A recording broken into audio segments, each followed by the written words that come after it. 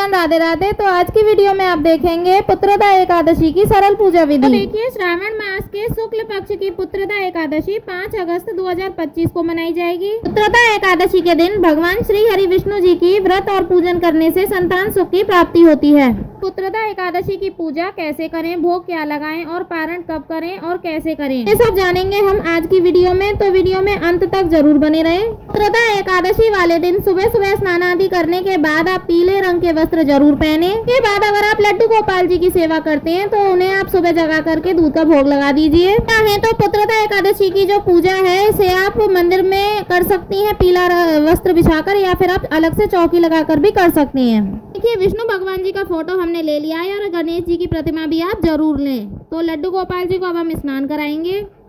देखिए, पुत्रदा एकादशी वाले दिन आप अपने लड्डू गोपाल जी को पंचामृत से स्नान जरूर करवाइएगा। तो पहले हम जल से स्नान कराएंगे, फिर हम पंचामृत से स्नान कराएंगे, फिर हम दोबारा से जल से स्नान कराएंगे। बाद हम सॉफ्ट टॉवल से अपने लड्डू गोपाल जी को पोंछ लेंगे अच्छे से। देखिए, पुत्रदा एकादशी का अर्थ है संतान प्रदान करने वाली एकादशी। पुराणों में इस दिन का विशेष महत्व बताया गया है। तो माता पिता श्रद्धा से व्रत रखते हैं, उन्हें योग्य संतान की प्राप्ति होती है और केवल संतान ही नहीं, भगवान श्री हरि विष्णु जी की कृपा से जीवन में सुख शांति और मोक्ष का मार्ग भी मिलता है।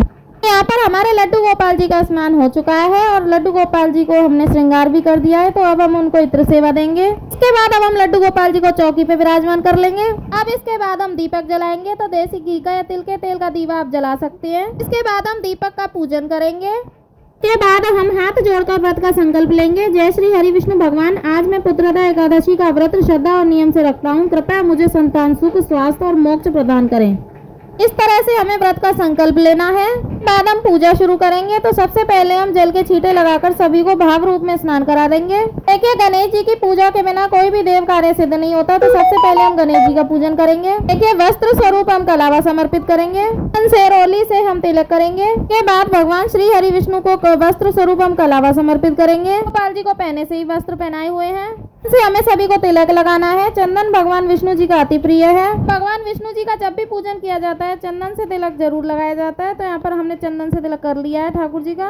के बाद हम भगवान श्री हरि विष्णु जी को तुलसी समर्पित करेंगे। तो तुलसी एकादशी वाले दिन नहीं तोड़ते, तो आप एक दिन पहले ही तोड़कर रख लें। बाद हम भोग समर्पित करेंगे। तो गणेश जी को हम अलग से भोग समर्पित करेंगे, क्योंकि गणेश जी को भोग में तुलसा जी नहीं चढ़ाई जाती। तो भगवान श्री हरि विष्णु जी को हम तुलसी युक्त भोग समर्पित करेंगे। देखिए, पुत्रदा एकादशी वाले दिन ठाकुर जी को गुड़ का भोग समर्पित किया जाता है। देखिए, इस एकादशी पर आपको गुड़ का भोग समर्पित करना है। गुड़ का ही आपको सेवन करना है और गुड़ का आपको दान करना है। अलावा कोई भी ऋतु फल का भोग भी आप समर्पित कर सकते हैं। देखिए, यहाँ पर हम फल का भोग भी समर्पित करेंगे। तो जो भी भोग आप समर्पित करें उसमें तुलसी पत्र अवश्य डालें। इसके बाद हम अपने सामर्थ्य के अनुसार दक्षिणा समर्पित करेंगे। तो दक्षिणा हमारी पूजा में रही कमियों को पूरा करती है, तो आप दक्षिणा जरूर समर्पित करें।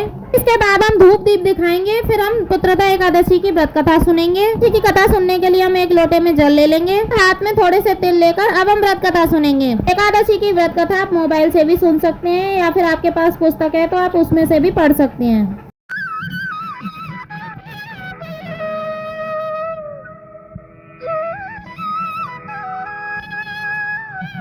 देखिए, व्रत कथा पूर्ण होने के बाद जो हमने हाथ में तिल लिए थे वो भगवान श्री हरि विष्णु के चरणों में समर्पित कर देंगे। तो इस तरह से हमारी पुत्रदा एकादशी की व्रत कथा पूर्ण हो जाएगी। सुनने के बाद फिर हम आरती करेंगे। देखिए, सबसे पहले हम गणेश जी की आरती करेंगे, फिर हम श्री हरि विष्णु जी की आरती करेंगे, फिर उसके बाद हम लड्डू गोपाल जी की आरती करेंगे।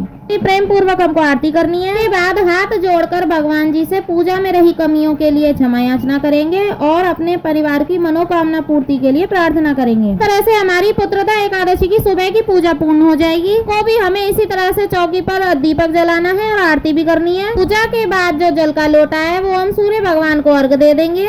जो भी हम भोग समर्पित किए हैं वो हम अपने सभी परिवार में प्रसाद स्वरूप ही बांट लेंगे। तो दक्षिणा है वो आप द्वादशी के दिन जो सीधा निकालेंगे उसमें भी रख के आप दान कर सकते हैं। तरह से बहुत ही सरल विधि से आप पुत्रदा एकादशी की पूजा कर सकते हैं। पुत्रदा एकादशी का पारण कब है ये भी हम आपको बता देते हैं। 6 अगस्त 2025 को सुबह 5:45 से लेकर 8:26 तक इस समय आपको पारण कर लेना है। पारण करने से पहले गाय या ब्राह्मण, संतान या जरूरतमंद को भोजन या दान देना शुभ माना जाता है। पारण के समय सबसे पहले भगवान श्री हरि विष्णु जी को भोग समर्पित करें फिर आप स्वयं भोजन करें। देखिए, जो भगवान की ओर एक कदम बढ़ाता है, भगवान उसकी ओर 100 कदम बढ़ाते हैं। अगर आप व्रत नहीं भी रखते हैं तो भी आप एक समय फलाहार करके भगवान श्री हरि विष्णु जी की पूजा करके कथा सुनिए और मन में संकल्प लीजिए। ऐसे आप पुत्रदा एकादशी के दिन पूजन कर सकते हैं। अगर आपको पुत्रदा एकादशी का ये सरल पूजा विधि वीडियो पसंद आया हो तो लाइक जरूर करें। फिर मिलते हैं नेक्स्ट वीडियो में, तब तक के लिए राधे राधे, हरे कृष्णा।